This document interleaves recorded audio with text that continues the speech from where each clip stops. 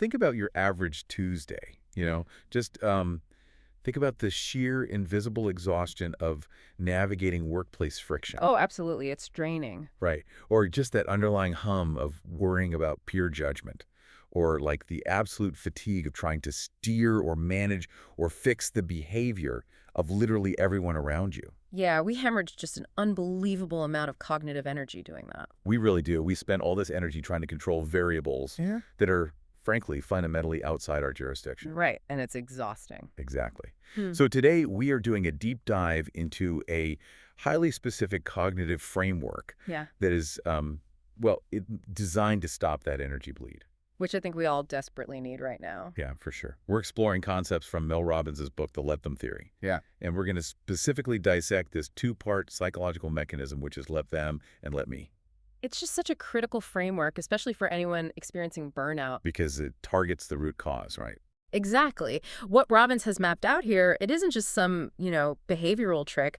It is a fundamental reallocation of your emotional bandwidth. Which is huge. It is. I mean, we have this profound, deeply conditioned need to control our environment and, by extension, the people within it. Yeah. And this theory basically operates as a manual for dismantling that exhausting conditioning. Okay, let's unpack this, because that human trait of wanting to script the outcomes of our relationships, it's really insidious. It sneaks up on you. Yeah, it does. Like, we genuinely believe we are being helpful, or we think we're preemptively protecting ourselves from disappointment. Right, like we're doing them a favor. Yeah. But there is a visual in the source material that puts this into perspective immediately. It's the melting ice cube. Oh, I love this analogy. It's so good. So picture a standard ice cube sitting on a warm kitchen counter, right? Yeah.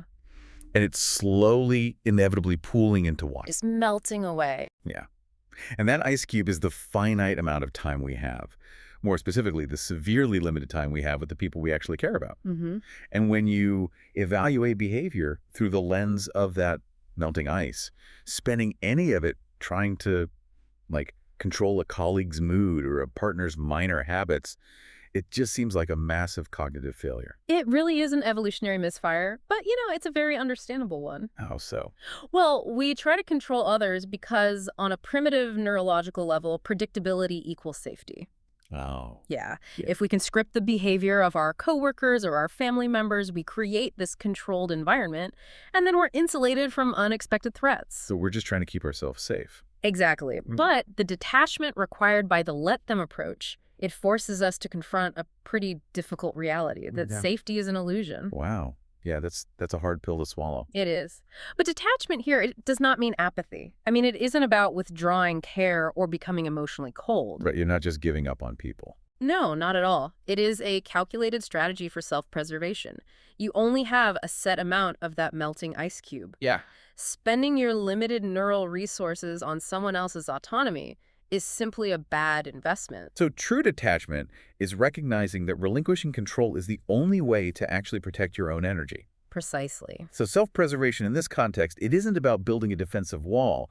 It's more about closing the background applications that are quietly draining your battery. I like that. Yes, closing the tabs in your brain. Right. And if we look at how this mechanism functions in real time, the equation is divided into two distinct phases. Yeah, so let them is the immediate cognitive break, and then let me is the strategic pivot. Okay, break that down for me. Well, it requires internalizing a harsh but liberating boundary, which is that your entire sphere of actual influence is limited exclusively to your own thoughts and actions. Just you. Just you. Just step one. Let them requires you to release the grip. Let them misunderstand your intention. Let them make a strategic error on a project. Let them be frustrated. Exactly. You just drop the rope, and the moment you do, you open the bandwidth for the second phase, let me. Where you assume total responsibility for your operational response. Yes.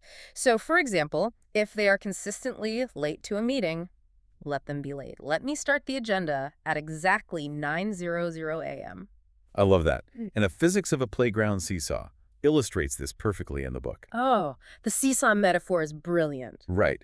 But not in the sense of just getting dragged into the dirt. Uh-huh. It is really about leverage and suspended momentum. Mm-hmm. Like when you agonize over what a client thinks of your proposal, or you spiral because a friend seems distant, you are taking their opaque opinions and placing them on the opposite end of your seesaw. Yes. And by doing that, you are biologically and psychologically suspending yourself in the air or, pinning yourself to the ground. You're entirely dependent on their next movement before you can move. Exactly. And that dependency is exactly what creates the feeling of anxiety. You have basically outsourced your equilibrium. That's a great way to put it. Yeah, so saying let them is the physical act of taking your weight off the beam entirely. You aren't claiming superiority. No, you're simply removing yourself from a closed-loop system where their instability dictates your balance.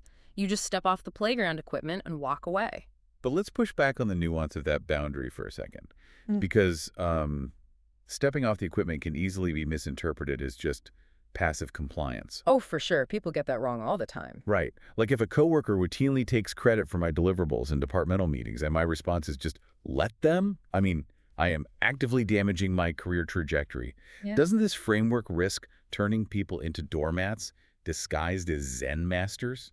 That is probably the most dangerous misinterpretation of detachment. Okay, so how do we avoid that? Well, let them is never synonymous with surrender, nor is it an excuse for tolerating toxic, boundary-violating behavior. Right. It is actually the opposite. It is an active mechanism to stop bleeding the energy you need to protect yourself. Okay, so when you fixate on why that coworker lacks integrity, Or how you can psychologically manipulate them into feeling guilty, you are still sitting on their seesaw. You are fighting their reality. you are wasting the ice cube trying to change their fundamental character. Precisely.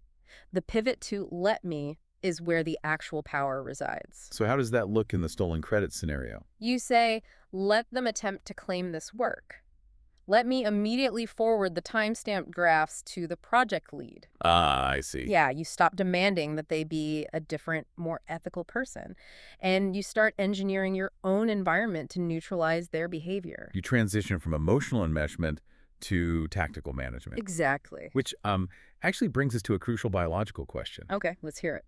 Even when we logically know we should step off that seesaw, like even when we know a passive-aggressive email isn't worth ruining our weekend over, our bodies actively resist. Oh, big time. Right, my heart rate still spikes, my stomach still drops. Why does a purely social friction trigger such a violent physiological response? Because your brain is operating on ancient hardware.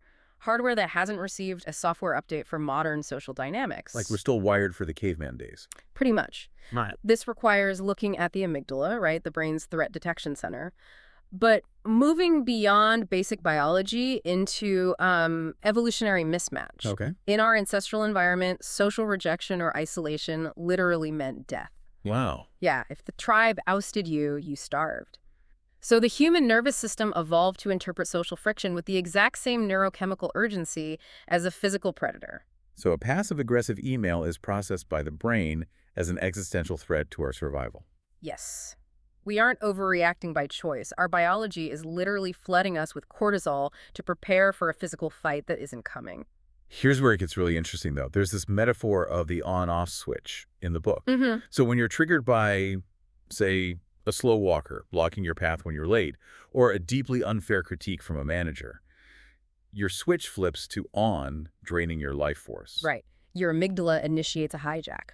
And the logic part of your brain just shuts down. Yeah, your prefrontal cortex, the part of the brain responsible for logic, executive function, long-term planning it, effectively goes offline to route energy to your survival mechanisms. So let them is the physical act of pulling that lever to off. Yes, it tells your nervous system that this interaction isn't worth your energy. Let them isn't just a philosophical mantra.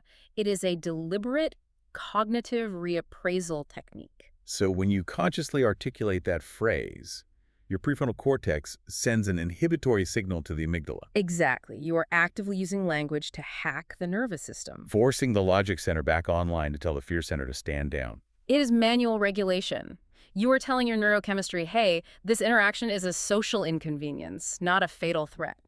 That reminds me of another concept from the sources, the sky and the weather. Oh, yeah, that's a great visual. Like realizing others are just the rain and the clouds, Yeah. and you're the navigator flying beneath them. You can't control the weather. You just adjust your instruments. I love that. And understanding who is triggering that threat makes the regulation much easier.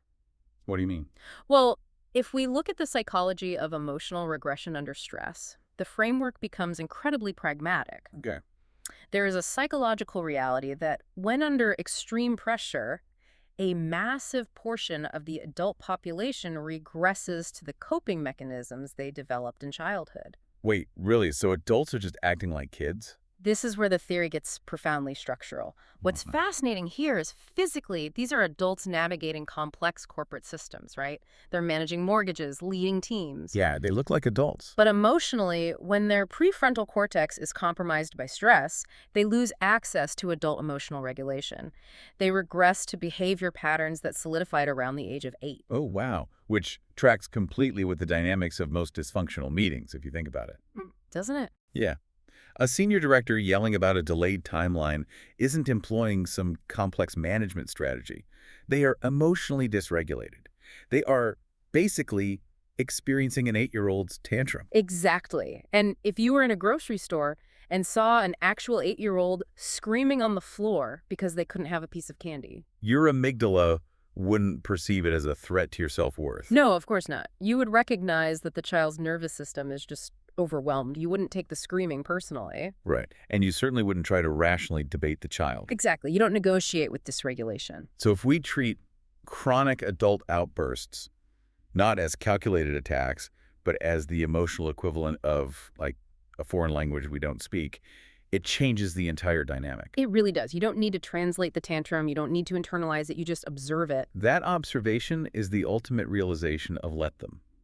You recognize that their inability to process their own stress is not your assignment to grade. Nope.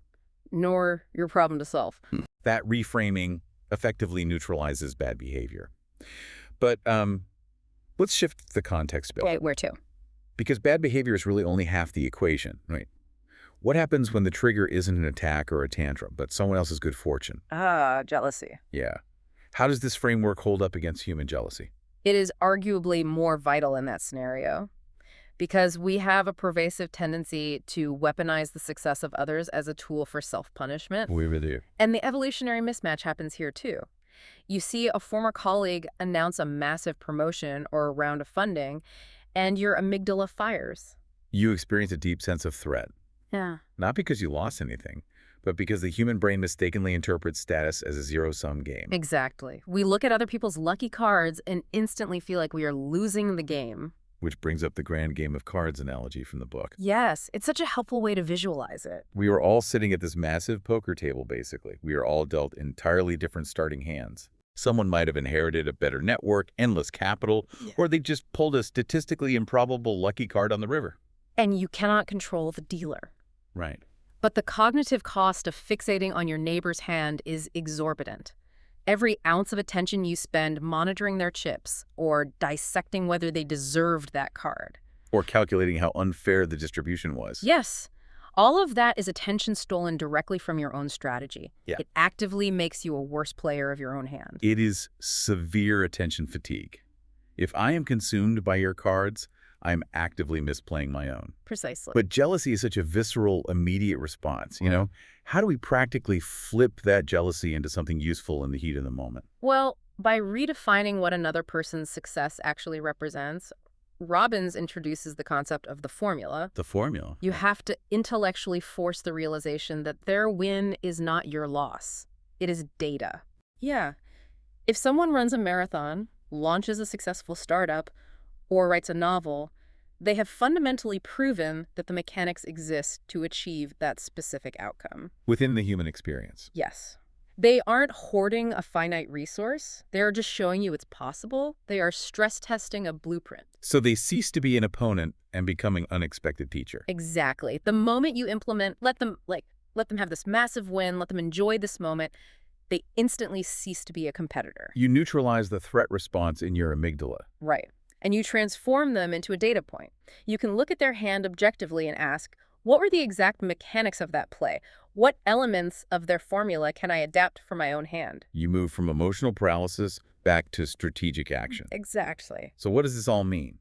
Synthesizing everything we've covered today, the through line really is radical energy conservation. That's a great way to summarize it. Whether you are dealing with the minor friction of a slow walker, the dysregulated tantrums of a manager who has, regressed to childhood coping mechanisms, or the intense attention fatigue triggered by a peer's phenomenal success, Your response dictates your biological cost. It does. By deploying the detachment of let them, you actuate an inhibitory signal in your brain, shutting down the false alarms. Mm-hmm. And by immediately pairing it with let me, you reinvest that saved cognitive energy into the only variables you can actually control.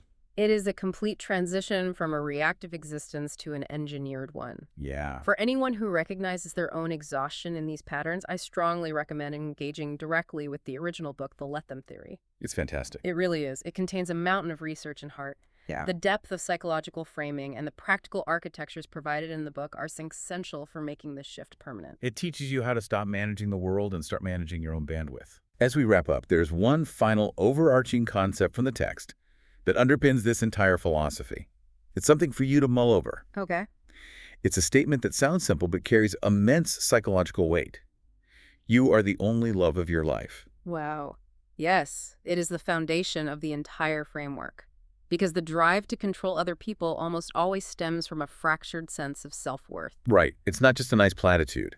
It means that your inherent existence is not a performance that requires grading. Mm-hmm. If your self-worth is deeply tied to how perfectly you manage your partner's moods or how successfully you can preempt your boss's dysregulation, you are treating your worth as conditional. You are earning your right to exist by managing the audience. Exactly.